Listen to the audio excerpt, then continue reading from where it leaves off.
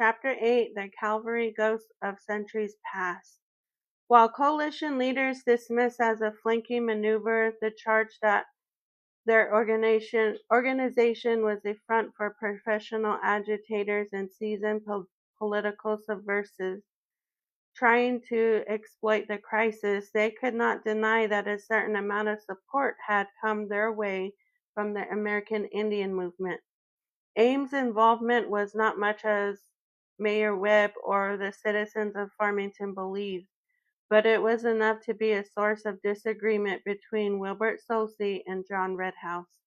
From the start, Soucy had welcomed Ames' interest, wanting the support of as many Indian people as possible. He had not personally dealt with Ames before this, but felt that their presence would swell the coalition's clout. White people in Farmington would sit up and take notice when their names of its notorious leaders, Russell Means and Dennis Banks, were involved.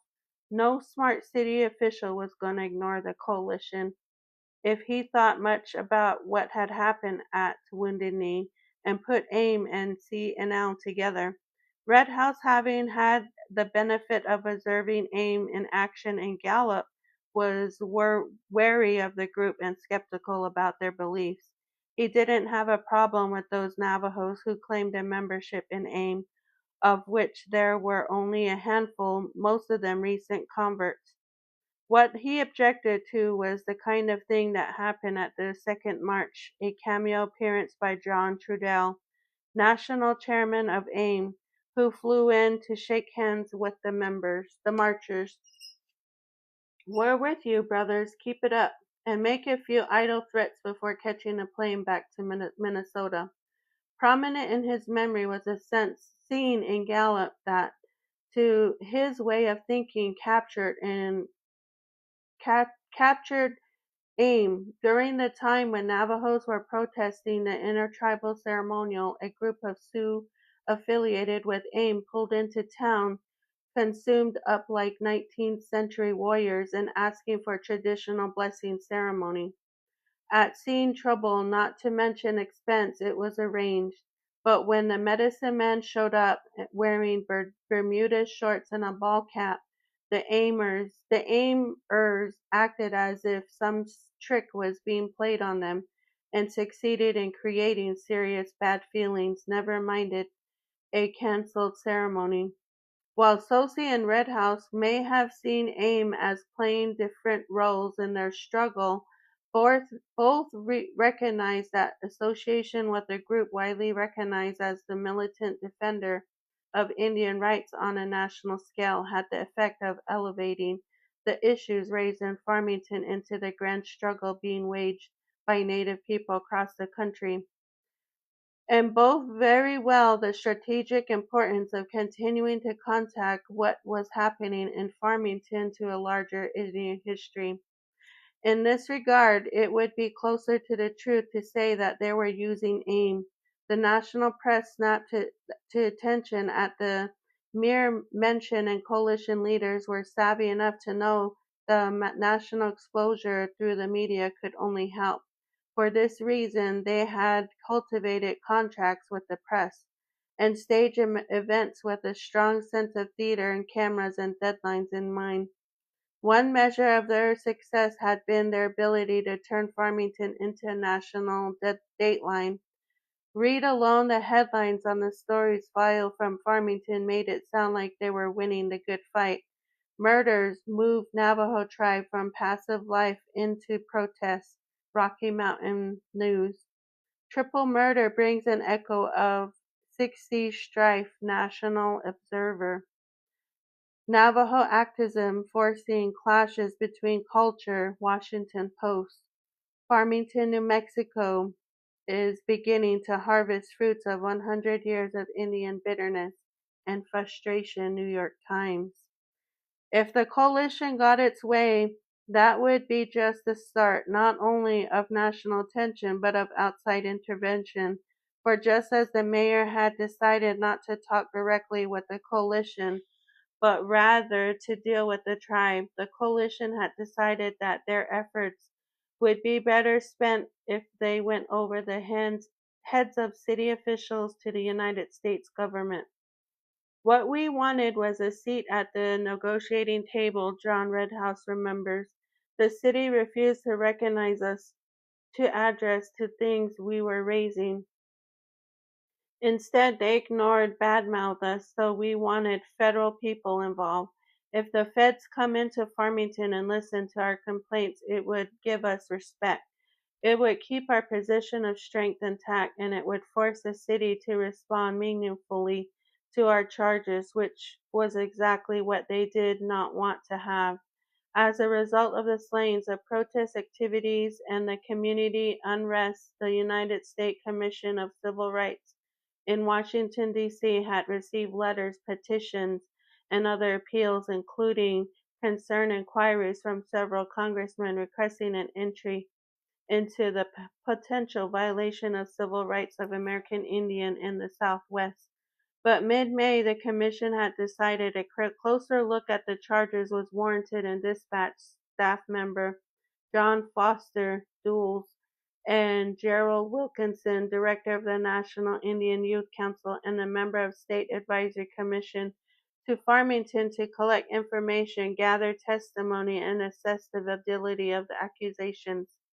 Wanting to hear the Indian side of the story directly from the complaints themselves, Doles and Wilkinson met with more than 100 area Indians at the San Juan Apostle Mission and listened to more than 6 hours of testimony. Members of the family of the slain Navajo men, seated in front row of the church hall, stood and expressed their grief, suffering, and concern that justice would not prevail. There followed a series of Navajo speakers who told of unscrupulous business practice, including overcharging and inflated interest rates for Indians, and personal and property crimes against Indian people that went unaddressed by local enforcement officials, including beatings, RAPE, robbery, and other serious felonies. There were also several reports of Navajos who had lost their lives because the local hospital refused to treat Indians. What the representatives heard was disturbing, but moved them as much as the universal examples of racial prejudice, consumer fraud, economic exploitation, discrimination, and injustice were the petty harassment and humiliations that made up an Indian's reality.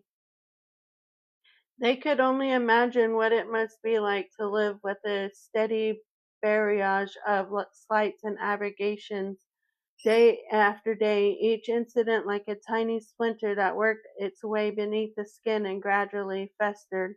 They could only guess what living under those conditions over the years did to the spirit. The next day, they met with Mayor Webb, other county and city official, law enforcement personnel, and knowledgeable individuals, and their overall impression was that there was a tremendous lack of understanding on the part of the officials as to extent and nature of the problem they faced. An exchange with the mayor typified the problem as it was written up afterward.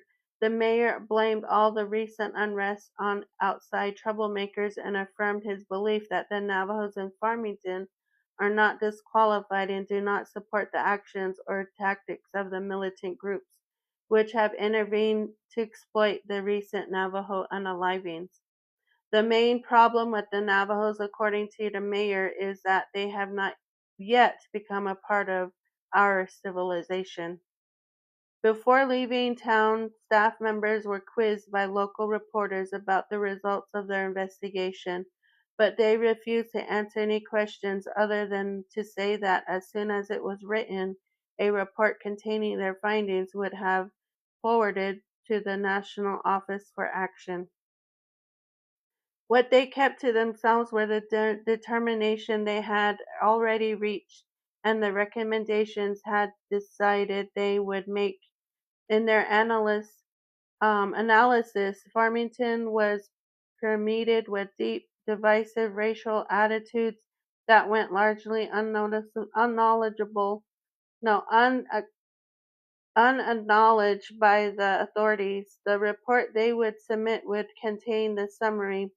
This is a clear atmosphere of hostility, racial tension, and polarization which threatened to provoke a serious and possible violent confrontation between angry Navajos and apparently unresponsive and complacent white community leaders. Having concluded that the agency could and should play a major role in the urgent and critical situation, they intended to call for national justice intervention to ensure that the criminal justice process was fully and fairly executed with regard to the deaths of 3 Navajo men, and for more intensive investigation into the status of civil rights of the Native Americans to northwest New Mexico to be followed by full public hearings. Journalists sent to Farmington to report on the unfolding events had a lot of fun profiling the community's personality, variously describing it as a place where burly men with knotty foreheads rise and stand before their chain store television sets when the first pre-football strains of the national anthem sound, and where people live a life of fried chicken and potato salad with sweet pickles, uncomplicated by crisis of the soul beyond the lone with lyrics of a country western tune. But not one writer made any reference to what made it such a dangerous place for minorities, or that they needed to talk with the local FBI agent from whom they would have heard that the Bureau had identified the Farmington Aztec area as a center of rabid conservatism and a major mail drop for federal fugitives moving around the country robbing banks to raise money for white supremacy groups. And they would have had to have known the chief of police, Roy Kerr, was receiving phone calls telling him all he had to do was give the word, and at the next march enough oil filled hands and power plant people would show up to put a bloody end to all the demonstrating. Local tempers were turning mean. People in Farmington were resentful of the way the entire town was being slaughtered for the crimes of a few, and they were tired of demonstrations they thought were uncalled for since the ones who had done the murdering were in custody. The coffee shops around town provided a forum where one could hear local sentiments, and some of which was said was alarming. Where we went wrong, according to Carol Fisk, a realtor in Farmington for more than 20 years who made no secret of his dislike for Indians, was in not getting rid of them all when the West was won. The way I feel, if you're gonna invade a country with a mind to resettling it, you don't leave any who was here before, kill 'em all, and be done with it. To the conqueror goes the spoils. That's been the history the world over, and where they done it that way, are no Indian problems. Which led to the second mistake, the one the most rankled nor only Fisk, but a lot of others. The way the government, often knocking the Indians down, decided to pick them back up at a cost to all of us. Many felt that if anybody had a right to gripe about equal rights, whites did, and arguments making this point scored heavily in the letters column of the Farmington Daily Times.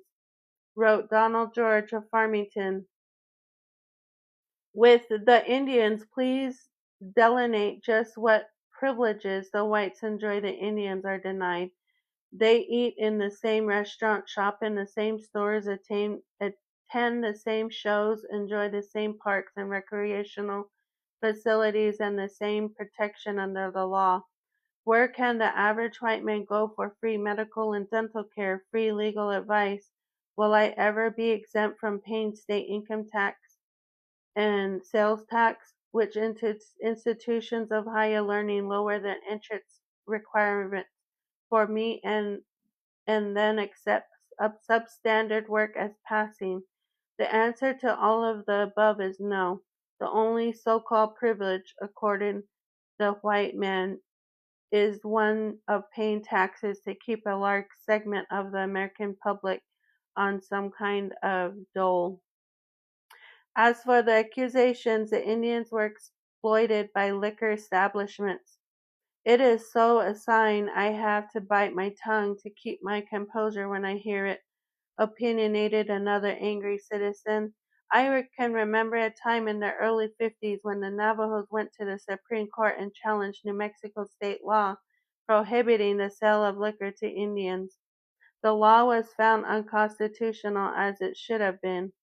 Now that the Indians can legally purchase liquor, they claim it is a tool of the white man to exploit them. The initial decision to drink in a free act of the individual will, I reject the theory of bleeding heart type sociologists that the conditions imposed by society are responsible for a person's drunkenness. If this were true, we would all be alcoholics because the exigencies of life are imposed on us all, and no one is exempt. Individuals are responsible for their drunkenness, not society.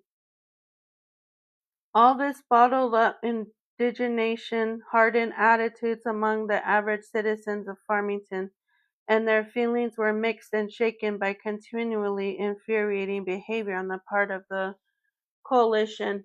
People resented and when People resented it when verbal insults were hurled at duly elected officials, when their mayor was burned with effigy, when the symbols and institutions were which they regarded respectfully were belittled.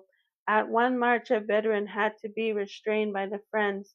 Twice in the life I've been ready to go to war, he said later.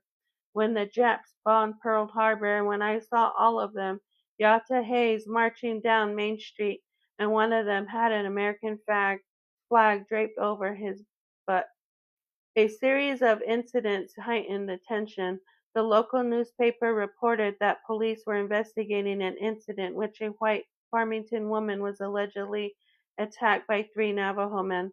According to the report, she had been trying to locate a residence in Hogback on the edge of the reservation, and when she had asked directions of three Indians in a pickup, they charged at her.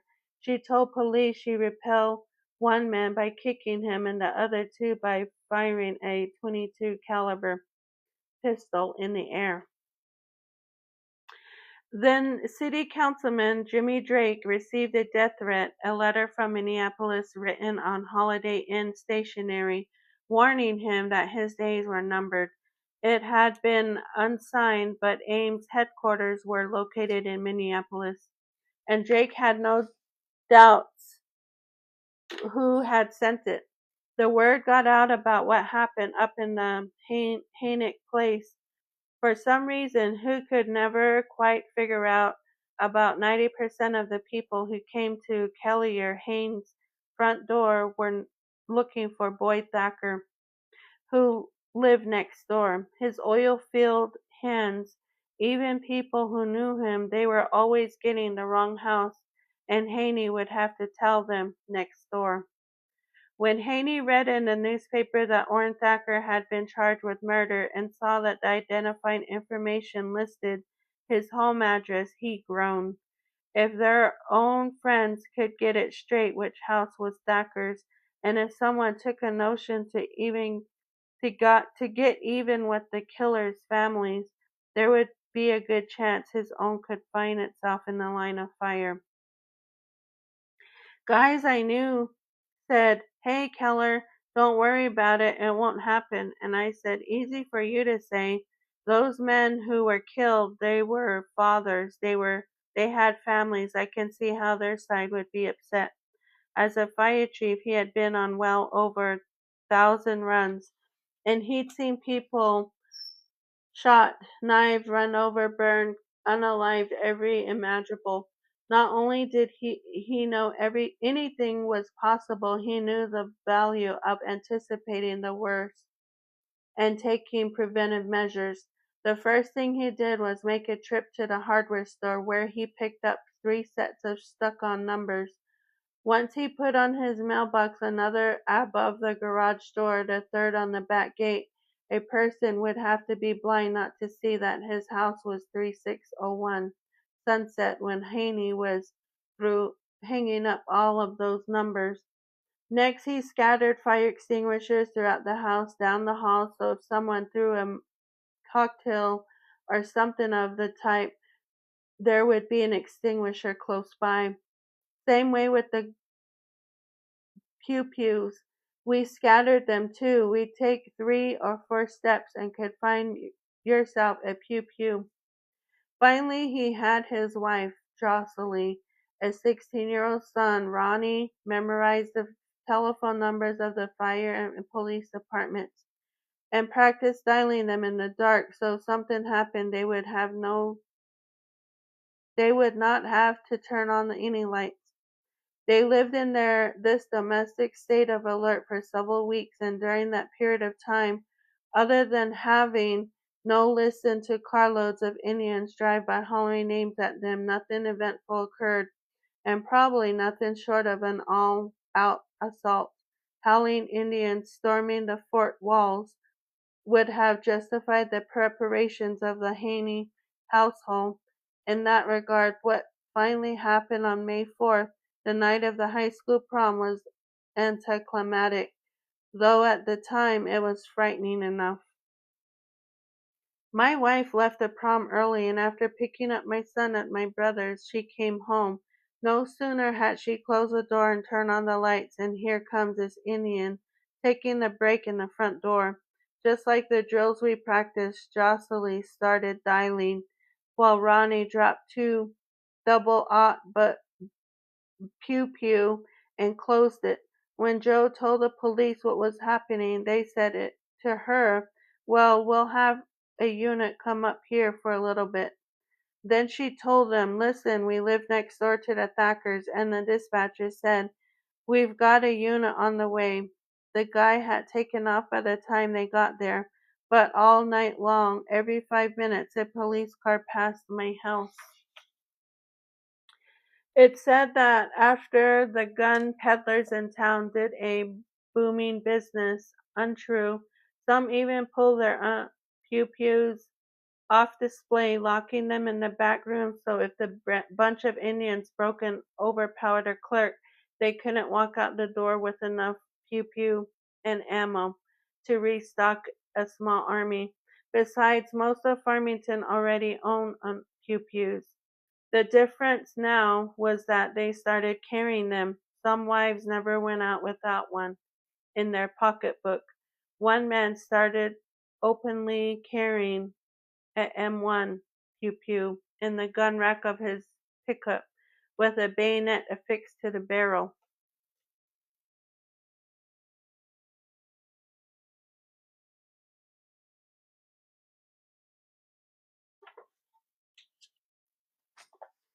By the end of May, the animosity of Farmington was palpable.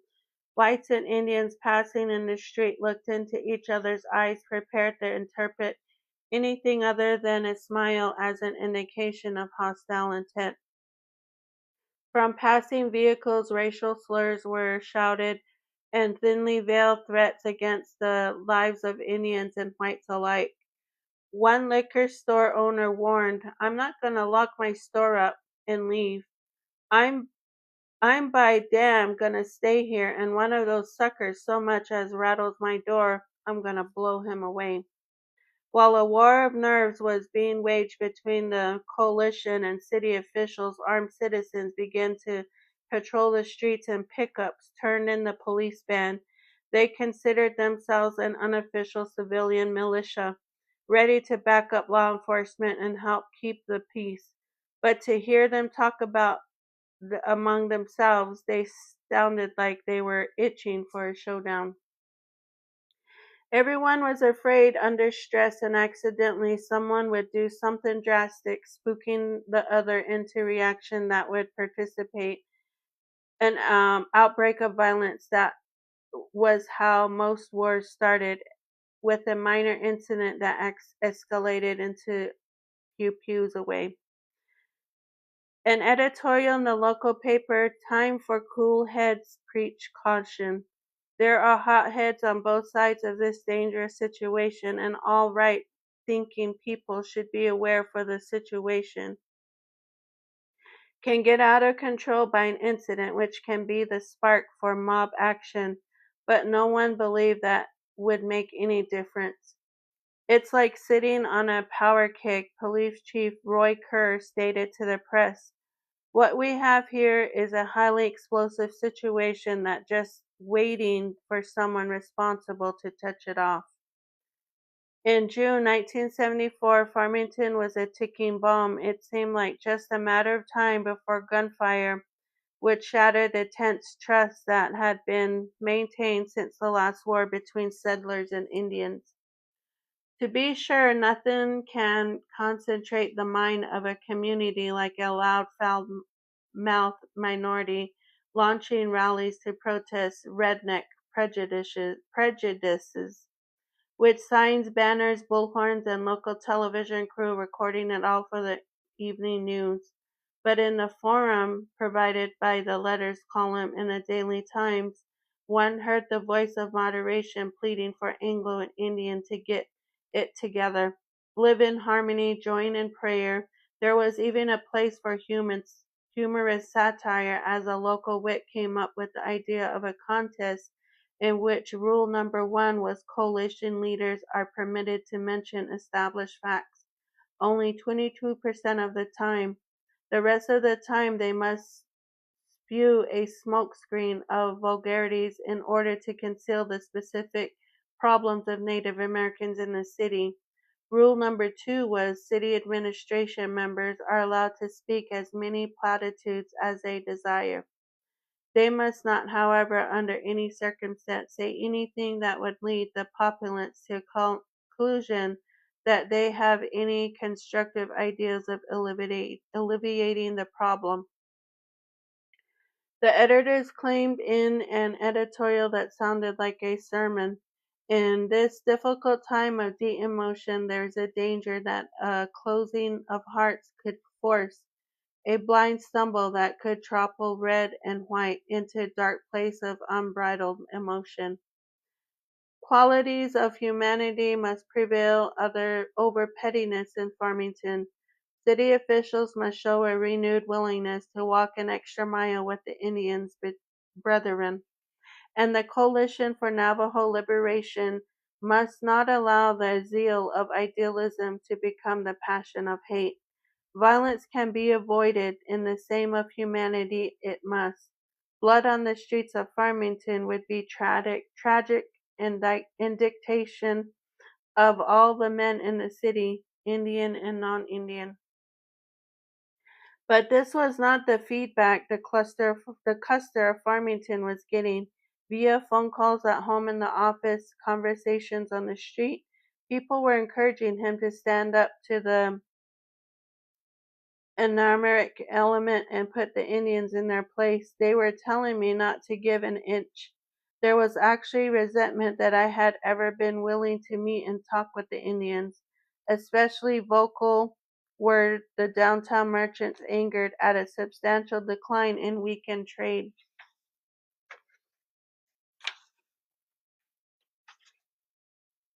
There were times when Marlowe Webb felt the taking the hard line. He was fed up with the heated, threat-laced confrontations at the city council meetings for the town to be subjected to false, fictitious, and unwarranted charges, and to have been unable to get any cooperations from the troublemakers and accusers that engaged him. And he knew only too well how the downtown merchants felt. Every weekend his place of business was being picketed and boycotted by Indians, and before this, he had done most of the business on weekends, 2/3 of it Navajo. So he, perhaps more than anyone else in town, was suffering economically. But his internal anger and frustrations were unexpressed, other than an occasional shouting match in the city council chambers, as he also felt that in his position as mayor of Farmington, it was his responsibility to prevent violence. to keep the peace and people from getting hurt.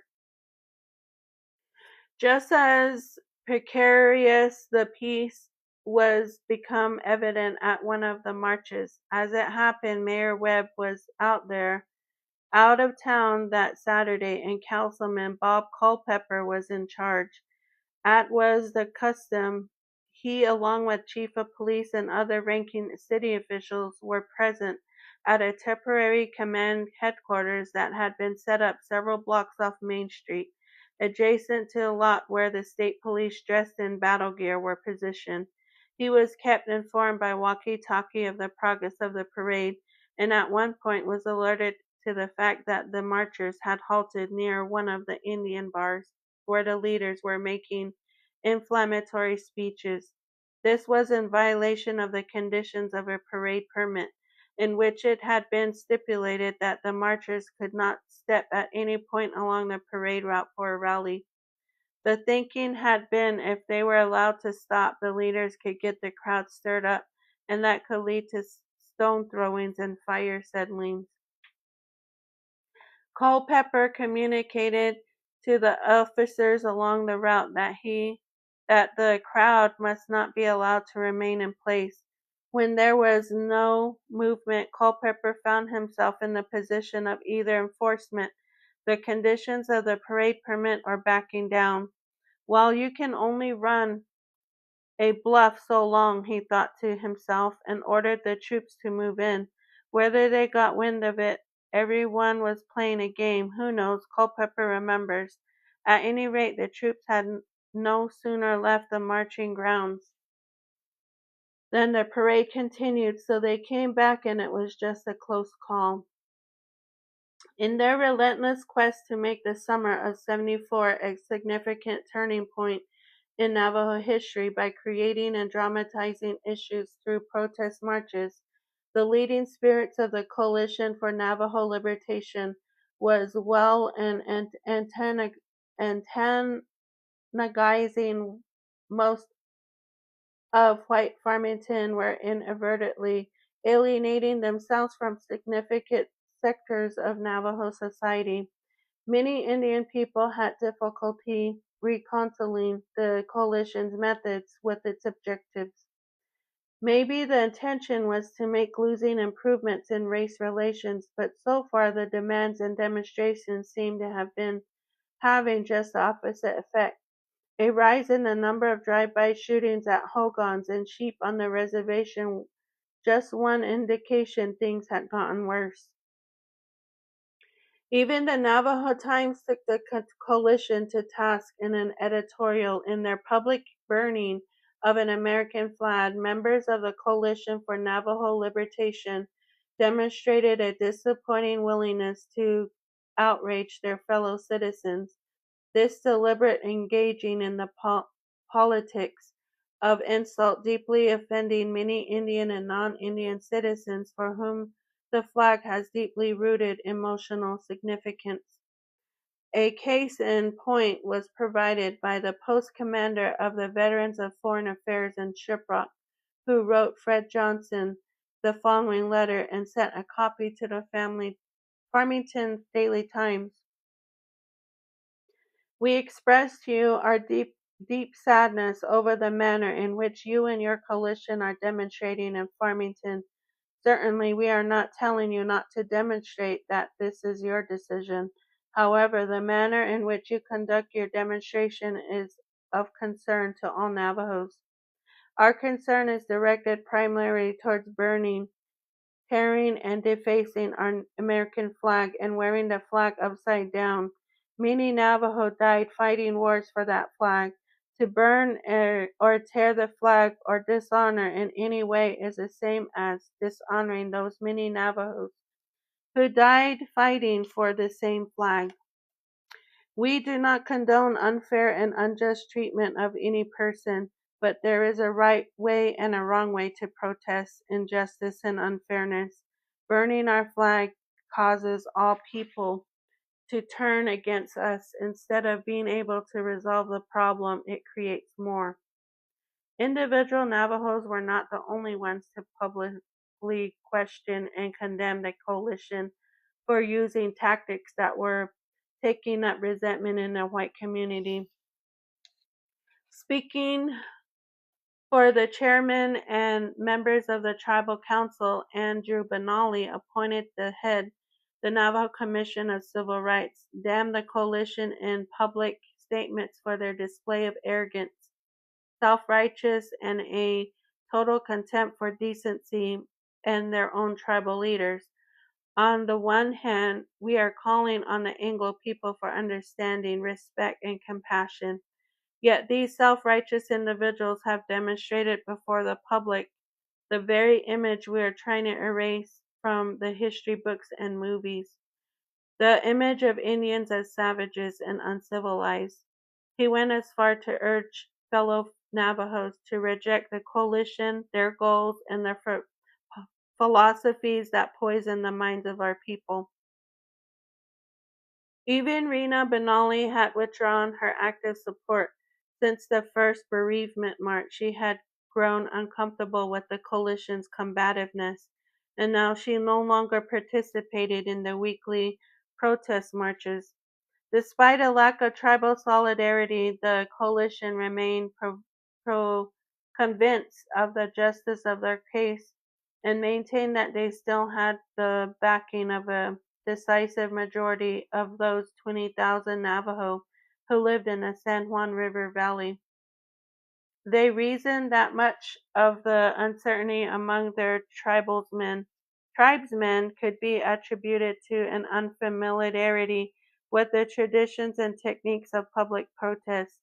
They maintained that theirs was a vanguard movement still in its formative stages, and that the liberation of an oppressed race that historically has been subjugated and humiliated was also going to encounter resistance from within. Some of their fellow Navajo they cynically suspected had probably been influenced by Mayor Webb, whom they did not put above sweetening a deal on a new pickup at the dealership for their local support. Redman's assertiveness that there's a sellout group in every oppressed people, oppressed nation, who see their security, if not their salvation, in serving the interests of those who dominate them, although a harsh claim that served his interests. To think so was not an entirely unfounded opinion. Navajos identify had begun to erode in the 30s and 40s, and the 50s and 60s were confusing times for many Indian people who had been educated in off-reservation boarding schools where they had been indoctrinated to align themselves with progress, which translated into assimilating themselves into white society. If a person did not have a strong sense of place in the world or pride in their cultural heritage, an activist orientation did not come naturally. In response to the criticism they had received for their decision for the I can't say this for their desecration of the American flag, while admitting there were two schools of thought on the issue among Navajos. The coalition perceived the stars and stripes as a symbol of oppression. Thousands of Navajo people had died at Fort Sumner under that flag. That flag flew over the offices of the Bureau of Indian Affairs, which too represented a force opposed to self-determination. In their eyes, the United States government was the main source of the problem for the tribe faced today. And while it may have been true that some of their people were veterans of American Indian wars and proud of their service, many of those who have served under the American flag had come home to a life of poverty and discrimination and felt betrayed. So that's where we were coming from, explained Red House. There had to be some forcing of the situation. Our schools of thinking had to be laid out and dealt with, whether it was understood or rejected or whatever. People had to know that our patriotism was to our people, to the Navajo Nation, which had its own flag. That's what we wanted to protest, a new way of thinking about country. The coalition leaders were well aware of the militancy charge its price, but felt that there was no alternative. They knew Indian people in this country had always had to resort to militancy to protect their interests. It was one of the history lessons. Sometimes people have to fight for their rights, and if you were Indian, make that every time. Besides, they genuinely believed that almost every Navajo would agree with their basic premise. Race relations between Navajos and Anglos in Farmington needed improvement. This disagreement lay in what to take to bring about change. The coalition did not think significant social and political change could be achieved in an orderly manner. Its leaders felt that the normal channels had been tied and had not worked. They felt Farmington needed to be shown they meant business, and the most productive course of action at this point lay in forcing the powers to be to confront the issues and making demands and insisting they be acted upon. They felt that by taking a stand now, a big stand 10 years from now, 20 years down the road, their people would be less likely to be facing physical and cultural genocide. They wanted this to be a time in history when the line was drawn and ever after Navajo people were accorded equally respect as fellow human beings. It was probably unavoidable that the politics based in dramatizing racial grievances would produce some counterproductive excess.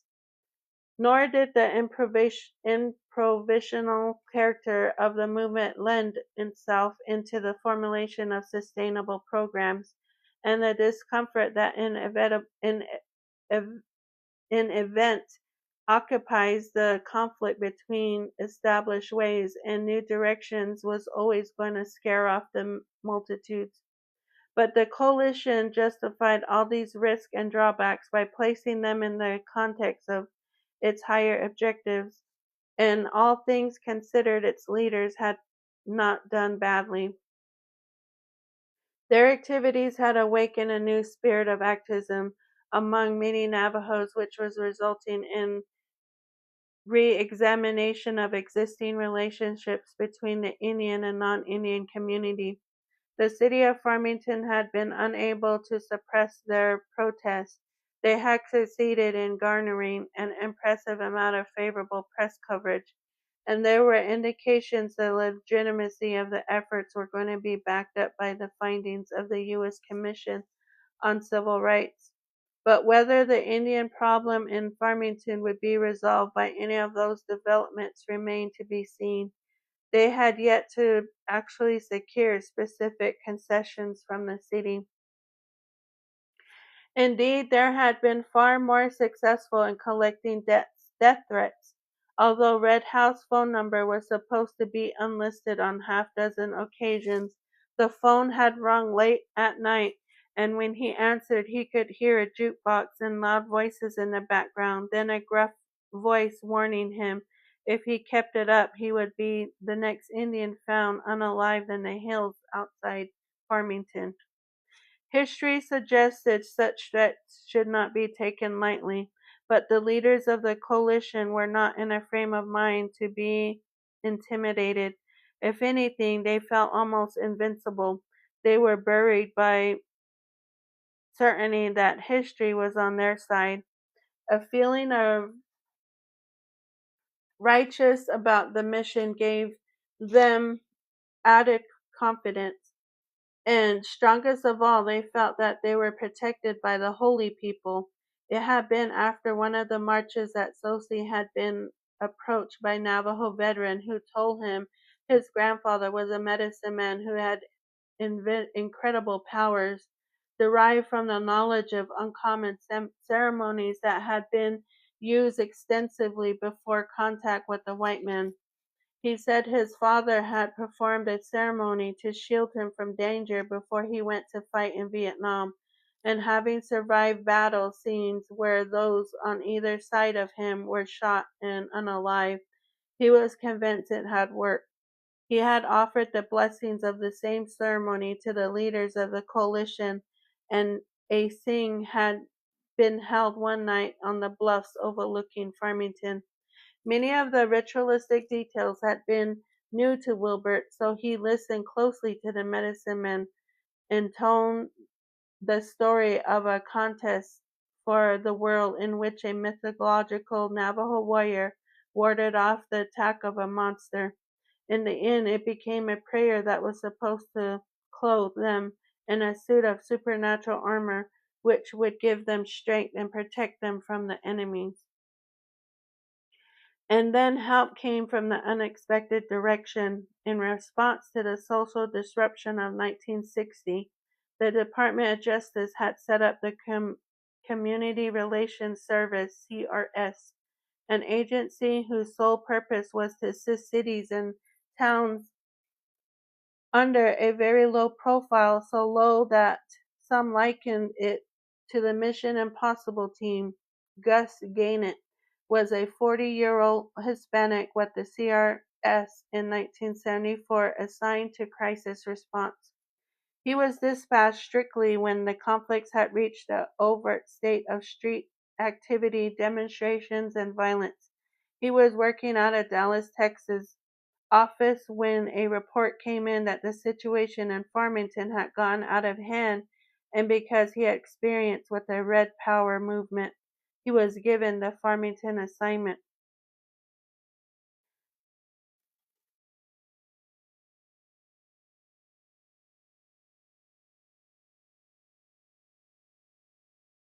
By this time in my career, I had been all over the U.S. and was involved in almost every major confrontation. So I had a good idea what could happen when these liberation movements brought internal civil unrest to a community. Very few police departments were prepared to deal with them. That had not been part of their training to their response, often were not very sophisticated. And our experience had taught us that the people in these movements were no longer afraid of the police. Just because you had pew pew a machine pew pew that wasn't going to stop them. You were going to have to use it. Those dynamics at the point in time where the climate in the country was that minorities were going to take steps to make changes whenever they thought change was necessary, made for a dangerous situation. As a mediator, you do not become involved in the investigative aspects of a situation. In fact, you go to the lengths to avoid involvement with intelligent agencies. You are there as a third party neutral. You have to appreciate the fact that any advisory situation, both sides believe their situation is the correct one. You don't try to legitimize either side, but rather try to find within the context of a lot of work some medium ground that both sides can agree on without necessarily giving up their specific positions. From my perspective, both sides had legitimate concerns. Farmington was the like many other small communities caught in the middle of something like this. The status quo had been dominant for a number of years. They were not aware that Indians perceived themselves as being discriminated against. And the bottom line is, in cases like this, there is always some merit, however minor, in some of the allegations. I don't think any system is 100% foolproof against inequalities. Often there are problems relating to structure that sometimes transcend ethnic and racial issues, because in almost every system, the people governed aren't always going to be pleased with the people governing. The Native American community was taking the opportunity to raise questions of great concern to them, and they were making demands which, seen in their content, certainly had some solidarity. The town well at first, the mayor felt threatened and was it was adamant about the fact that he wasn't going to cave in these folks. He felt the whole thing was being run by outside agitators, that the leaders wanted violence and were simply seeking publicity. I pointed out that he certainly did not have to tolerate involatiles of the law. On the other hand, he did not have obligation to try to address the issues that had been raised that were in fact relevant. To ignore the issues simply because a specific group is raising them, whom you consider and to and militant should not be the motivating force that determines whether or not you're going to address the issues. In other words, you don't ignore the issues because you don't like the people raising it. I tried to impress upon that it was his right to restrain people from voicing an opinion, however distasteful it might sound. This effort involved going back and forth rather than getting the opposing parties together. Our role was to keep the lines of communication open between protesting Native Americans and the authorities because there was very little communication and no trust at no trust level. I was trying to provide a vehicle for a frustrated minority group who had all but given up on the existing political structures to work through the system by using our process. I did not say to them their position was correct or that it was incorrect. There were times when I did debate with them the merits of the issue as I saw them from my perspective and said I did not think, based on my experience, they had much chance of getting this particular concession or that, and here's the reason why. And I would point out when it was apparent to me that there's something here I think the city is in position to concede to you, providing you are willing to negotiate and this is an opportunity to prove you can do it. And then, of course, if it doesn't work, you still have other options available to you which are more drastic if you should so choose. One of those things they need to recognize was that nothing in life is free and people have to be willing to pay a price for whatever it is they are seeking. That meant if they wanted to benefit from the system, they had to be willing to participate in it.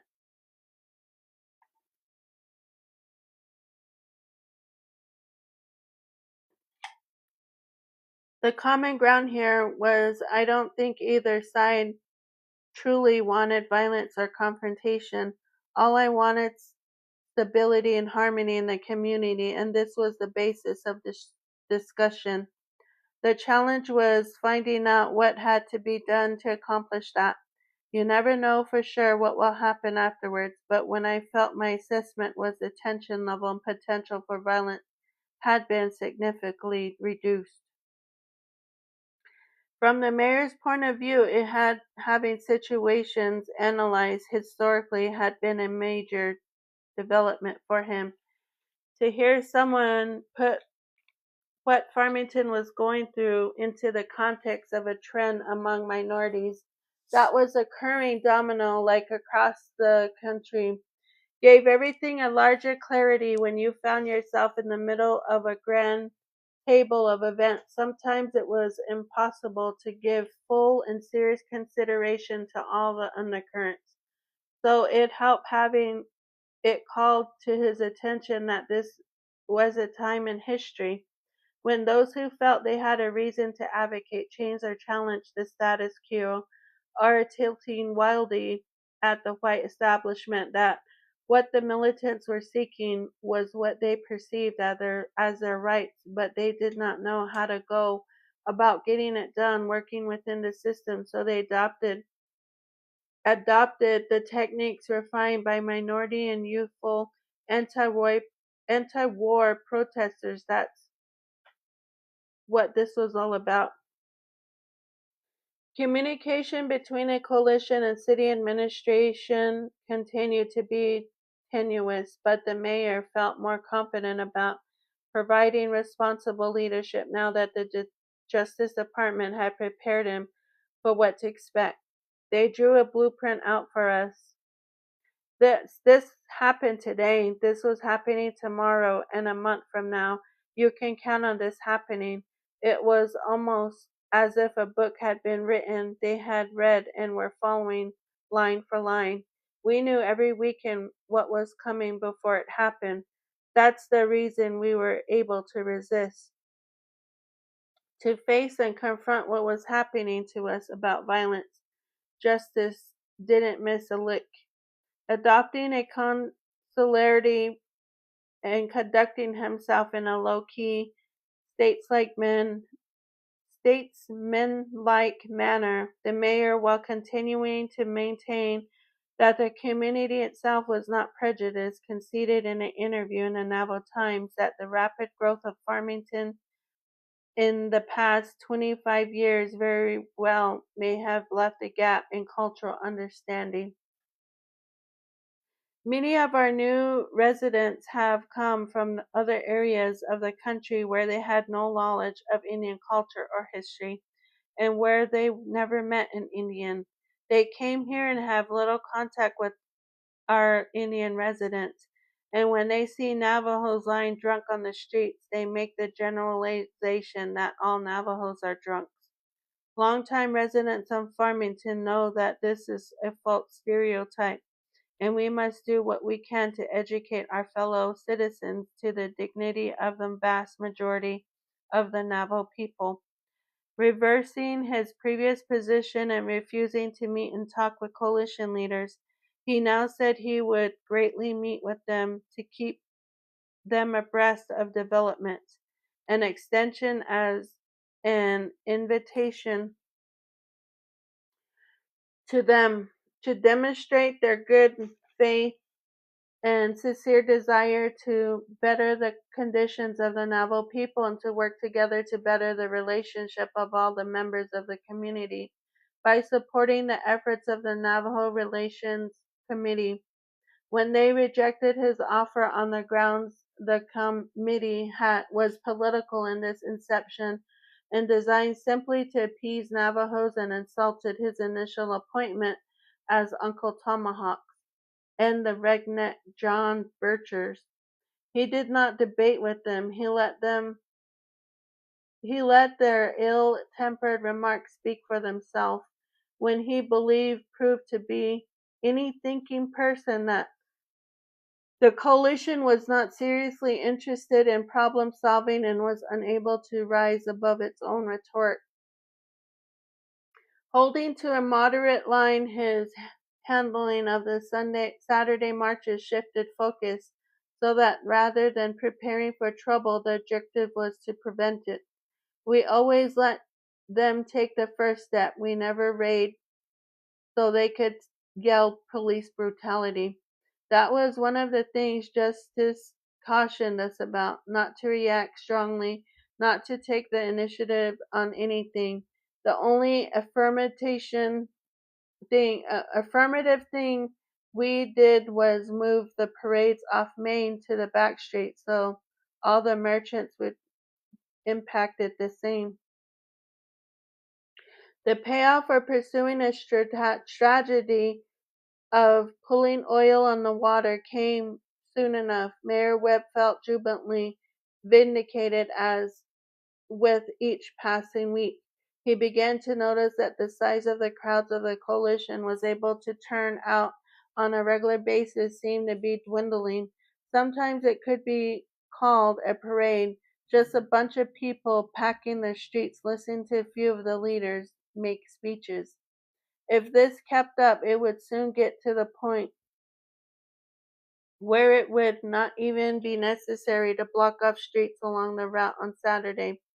They could just put a police escort in front and back and it would be business as usual.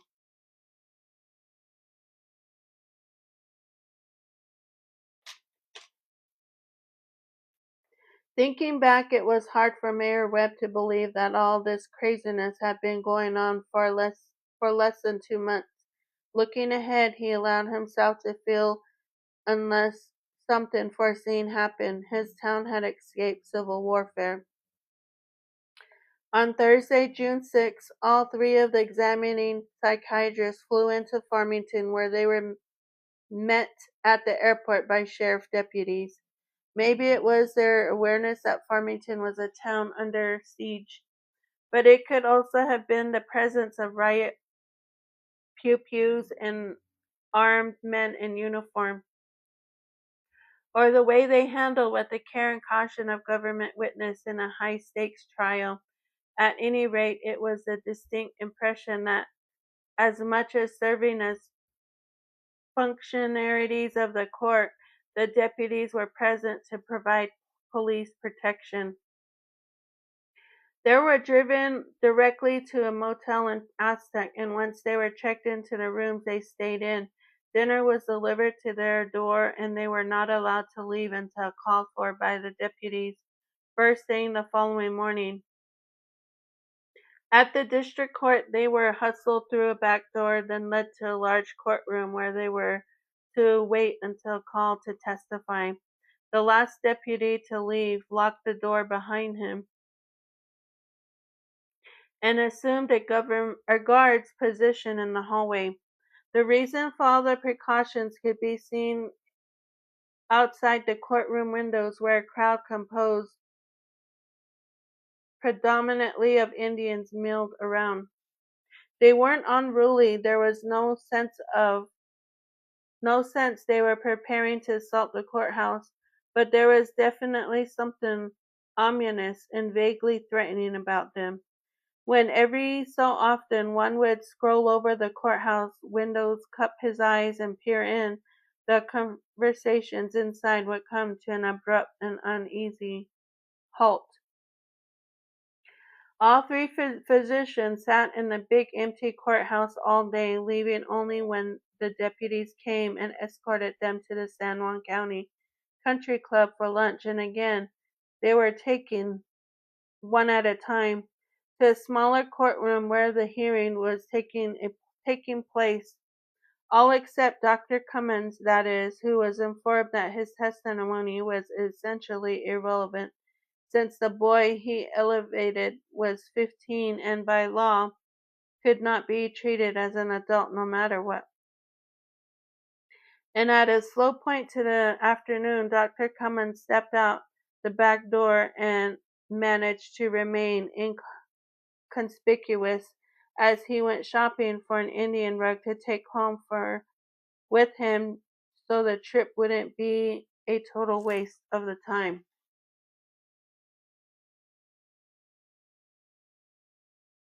When Dr. Winslow entered the hearing chambers, the only people present were Judge Ranzin, Vernon Crawford and his parents, his defense attorney Felix Bryans, and the assistant district attorneys. Taking the stand, Winslow glanced at the parents. This was the first time he'd seen them since he had come to his house, and there had been no subsequent conversations. They seemed extremely nervous and looked at the floor a lot. So did the boy. As the man who presided over the evaluation team, Dr. Winslow was asked for his general thoughts on what was going on with these youth. He replied that the judgment three distinct physiological forces were at work in these crimes. First of all, he felt that the youth were in some extent reflecting local attitudes toward Indians. He stopped short of calling them racially motivated crimes because none of the youth had expressed an obsessive hate for Indians. Race may not have been subtext, but it was not the main issue. What he said was the negative feelings the community harbored toward Indians set a tone that ultimately trickled down to these youth, creating an unkind and creating an echoes that made this kind of behavior possible. Because assaulting drunk Navajos was seen as unacceptable behavior by a segment of population, it was probably easy for these youths to rationalize rolling Indians by thinking, he's a bum, he deserves it. If you're going to attack somebody, it might as well be somebody you don't like and the community disapproves of, Dr. Winslow summarized. This environment as of entitlement, he went on to say, provided these three individuals with a screen on which they had projected private individual conflicts. To a certain extent, internal turmoils came with the territory for 15, 16-year-olds. A lot of changes were taking place,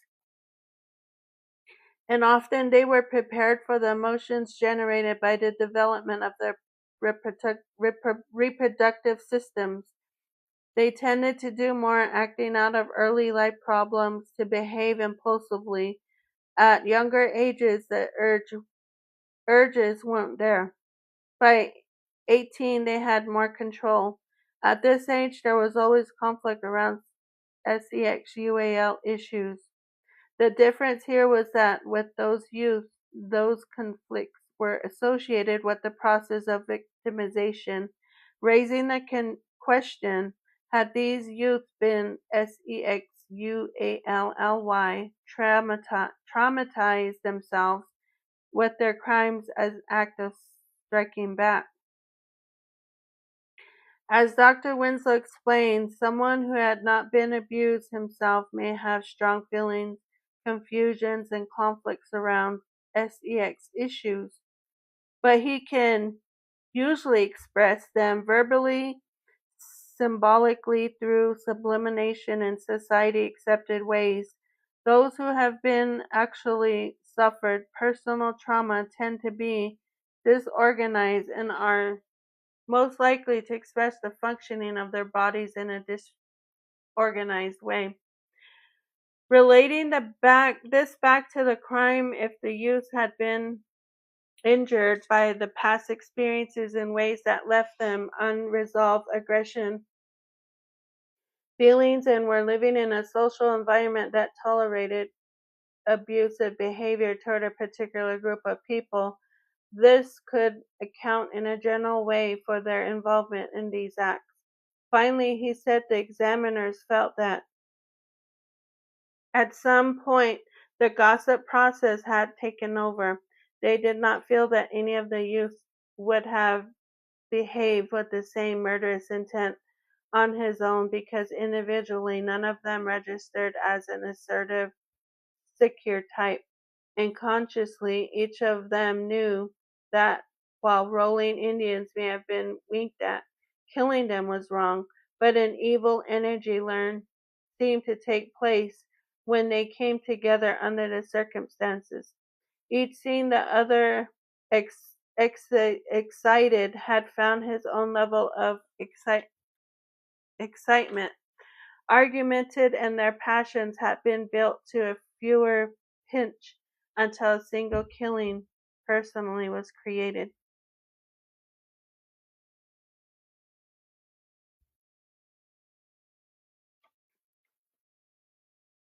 A report containing the specific findings of the psychiatric evaluations had already been submitted to the court, so both prosecuting and defense attorneys knew how Winslow was going to testify.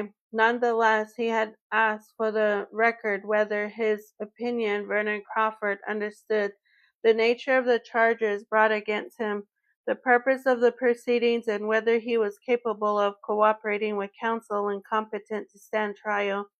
To this, Dr. Winslow answered in the affirmative as to Crawford's sanity at the time of the commission of the offense he was charged with. Winslow said there was no doubt in his mind that this boy was not legally insane. And he went on to describe a character disorder. Then, to Dr. Winslow's surprise, the questioning shifted to whether or not he thought Crawford's illness was treatable. It wasn't that the question was not germane to his testimony. In fact, the way the very purpose of the hearing was to determine whether the 16-year-old should be bound over into adult court. A decision had hinged on whether or not they deemed amendable to treatment. It was just that Winslow had expected he could have to make more vigorous defense at his findings. Afterward, he would comment, obviously, at least to me, they had decided to get this settled quickly and coolly as possible.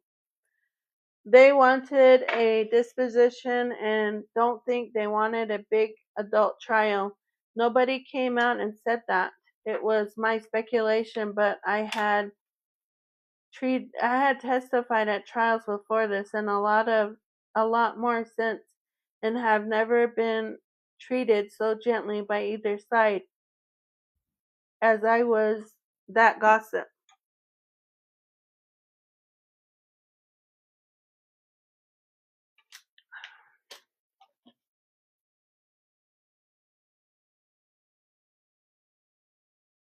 Let me see where I left off.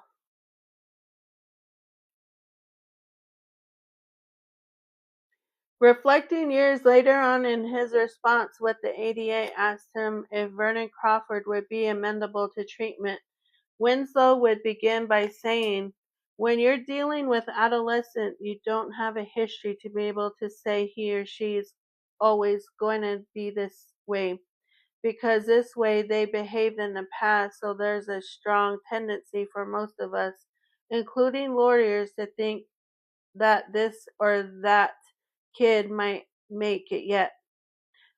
That even though he's done something as serious as this, he's still in his formative stages, and maybe he'll learn from this experience.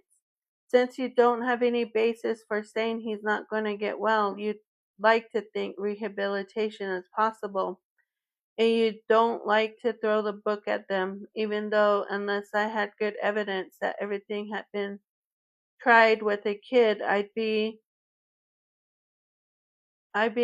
would not give him any opportunity to be rehabilitated. And so he testified he did not feel that Vernon Crawford was suffering from difficulties that were necessarily going to lead him into a long career of violence and antisocial behavior, and that he had every reason to believe the boy could be rehabilitated into an ordinary citizen with the proper kind of guidance and treatment and training. At least he had found nothing to tell him that this would happen. Dr. Winslow was presented a little point on this. On one weekend, this boy participated in the murder of the one man, and the very next weekend he was involved in killing two more men. What from that suggested he was capable of learning from the behavior. That was enough to make him wonder what was going on in the boy's head that would prevent him from responding to the guilt he must have felt. Dr. Winslow admitted, but he did not feel that 2 weeks was enough time to say the kid was incorrigible. If it had been going on for 2 years, that would certainly have decreased the prognosis. There followed a discussion about whether or not there was a facility within the state of New Mexico that was equipped to treat these juvenile offenders. Anticipating this question, Dr. Winslow had made some phone calls in the New Mexico Boys School at Springer to update the information about its staffing, counselors, and treatment programs. It was his finding that while it may have been the best treatment facility in the country, it was safe and would give these boys a probable chance at rehabilitation. Following Dr. Winslow into the hearing chambers was Dr. Rada, who was asked similar questions about Orrin Thacker. After prefacing what he had written in his report, Dr. Rada was asked about Thacker's capacity for rehabilitation. He said he felt the boy was genuinely remorseful, that he recognized what he'd done was wrong, that he regretted his involvement and was determined to change his ways. Summarizing the report, Rada stated, Thacker understands the nature and quality of his acts and their wrongfulness. In my opinion, he is not to need psychiatric hospitalization nor a long-time confinement in a penal institution, but would likely benefit from an extended period of probation and strict requirements to ensure he does not involve himself in antisocial conduct or behavior. As he left the courthouse that day, Dr. Winslow reflected on the decision facing the judge. In a case like this, the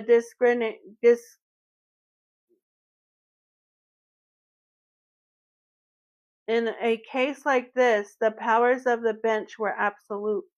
Even if the psychiatrists and lawyers agreed that a kid had a horribly distorted personality, had committed a heinous crime, and was wretched candidate for rehabilitation, the judge had the latitude to say, I'm keeping him in the juvenile justice system. Likewise, in a case where the examiners voted for rehabilitation, the judge also had the discretionary rights to bind a youth over an adult trial. Although it had been the consensus of the evaluation team that Crawford and Thacker deserved an attempt at rehabilitation, Dr. Winslow felt the case against a bind-over and was not overwhelming, and he, for one, was convinced he knew what the outcome would be. What he did not know was that either way the judge decided to go, there would be shockwaves.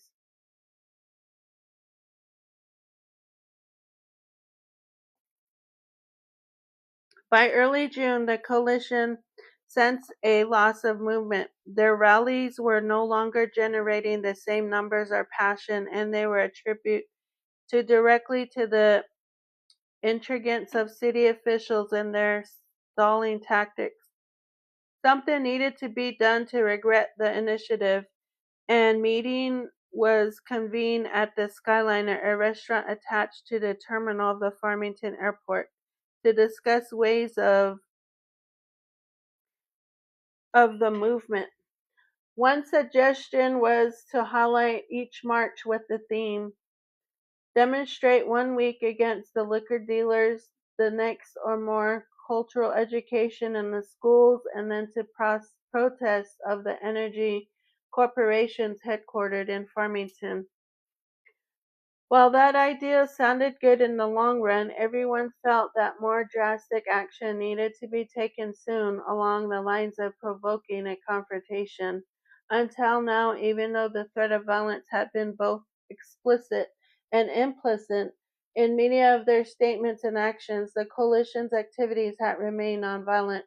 Now serious discussion was given to raise the stakes. Talked about was a plan to exact revenge on the town teenagers, sneaking out to one of their party areas, ambushing one who stayed too far from the other, leaving him to be found the way the Navajo victims had been found, as a message that violence against Navajos would be answered in kind. Also considered was the staging of a sensational clash between the forces of racism and victims that would be, of course, witnessed by the media and would naturally play a deal role assuring them off of a wide audience and serving as a buffer against extensively brutal consequences. It was decided that those plans for escalating the tempo of their protest activities should be put on hold, pending the outcome of the court hearing for the three suspects in the slaying. After all, that was what had stated this whole business. And the circumstances of the crimes were the supreme manifestation of ingrained problems, from alcohol abuse to violent racism. How these individuals were handled would reveal how serious the justice system took their acts. The hearing was scheduled for Friday, June 7th, and an incident occurred 2 days prior that added tension to the buildup. When the coalition applied for a parade permit for upcoming Saturday, for the first time since they had been for the first time since they had been started marching, it was denied. The reason they were informed was that the parade permit had already been issued for Saturday, June 8th. It was a occasion of the annual Sheriff's Posse Parade.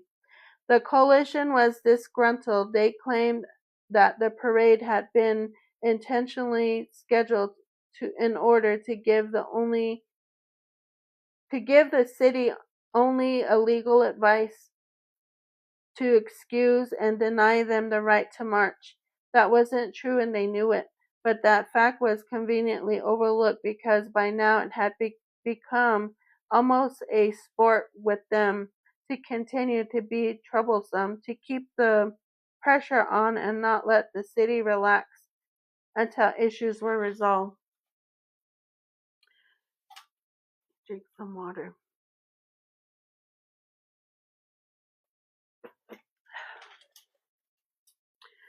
This Friday, John Redhouse was in Wilbert Sosey's office at the Equal Employment Opportunity Commission headquarters, and they were discussing ways of raining on the Sheriff's Posse Parade when a call came from Rena Benali.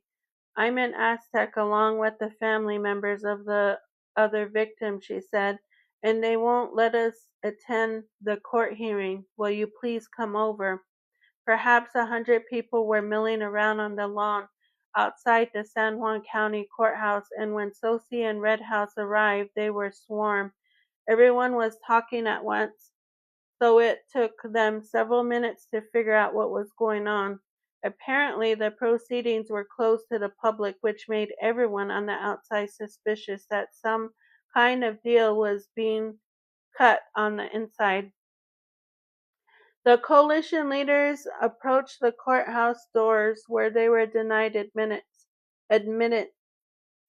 Hostile words were exchanged with the uniformed officers standing guard, but no explanation of concessions were given. Not until a break in the proceedings, when Assistant District Attorney Brian Canton stepped outside to talk to them, did they receive any indication as to what was happening inside. Canton explained that the judge had invoked a statute that barred the public from being present at the hearing involving the disposition of juveniles. Not even newsmen are allowed in, he said. When Redhouse voiced his objection, citing the right of at least the victims' families to know the basis of the legal determinations in a case as potential to them as this, Canton shook his head. I know, but there's nothing I can do about it. Redhouse aimed a glare at the courthouse. Canton shrugged helplessly. I'm trying like hell to get these guys bound over to adult court. Please have faith in the system. When Redhouse said nothing, Canton turned to leave. But before walking away, he softly noted, John, that one kid's crazy. He didn't call them Indians or men. He called them things. They remained at the courthouse all afternoon but received no word of the decision. They had to wait for the evening news to learn of the results. A hearing was conducted today before District Judge Frank Zinn at the county seat in Aztec to determine what action should be brought against the 3 white youths accused of the Navajo triple unaliving.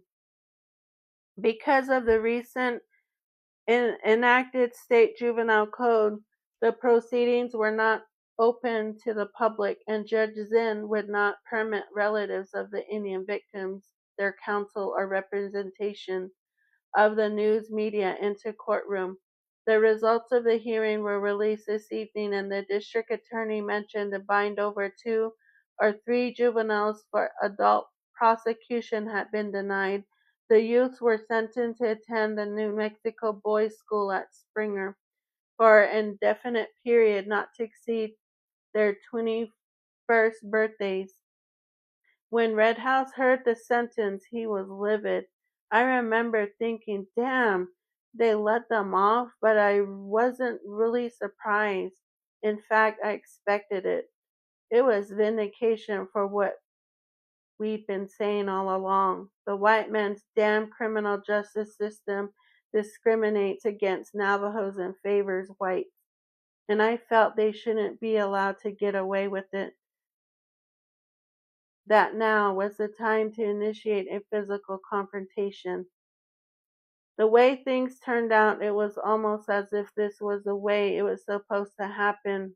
A CNL meeting was held at the Indian Center the very next morning to discuss the court hearing and the outcry of suspicion.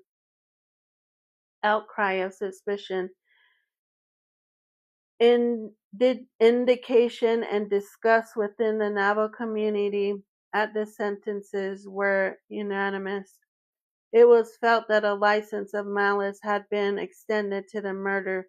Not only would the three unalivers be freed in a couple of years, so they could slaughter more Indian people, the leniency of the punishment would incite further crimes. Clearly,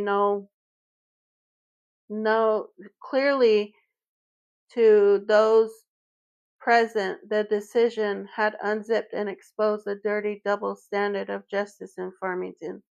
For no one doubted that if the races had been reversed and the three Indian teenagers had tortured and murdered three of the town's white citizens, they would not have gotten off with the legal spanking.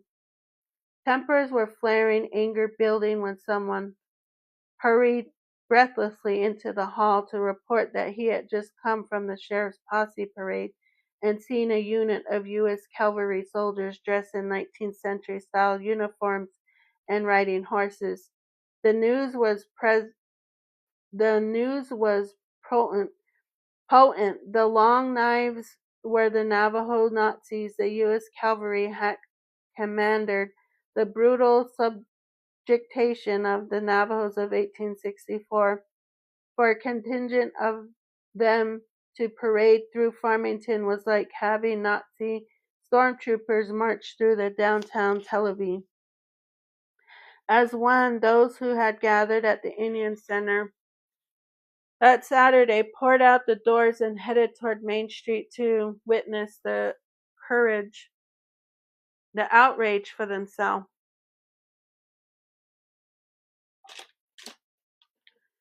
The parade was led by a group representing the veterans of foreign wars and carrying American flags. There was a band present as well as 15 queens from past rodeos, candidates for political office, perch waving from the back seats of convertibles, and a tank deployed by the National Guard. A distinct law and order character differentiated this parade from the protest demonstrations that had filled the streets the previous weekends, and in the applause from the Anglo onlookers for the uniformed men who passed in review, one could sense his statement of support that was meant to be heard by coalition members who stood on the sidewalks observing the proceedings with arms folded, scolding behind their sunglasses. Sure enough, a cavalry contingent composed of 6 mounted men, one carrying the stars and stripes, all dressed as frontier troops, was part of these festivities, and at each stage along Main Street as they passed, the ovation became more pronounced. As the coalition leaders watched, they hastily conferred on the meaning of the cavalry unit, and it was a concise that it could only mean the city of Farmington was going on the offensive. The day after court hearing, which sent a clear message that Anglos could get away with murder if the victims were Indians. The authorities were trying to make a show of force by inviting a cavalry unit to participate, a cavalry unit that brought back memories of how the Navajo had been massacred, most notably at Canyon de Chelly, Arizona, and of their long exile to Fort Sumner. I interpret it as I interpret it as a warning to us. You didn't win in the past and you can't win today. Wilbert Sosey said with deadly evenness. John Roundhouse grunted his agreement. The parade committee was deliberately baiting us.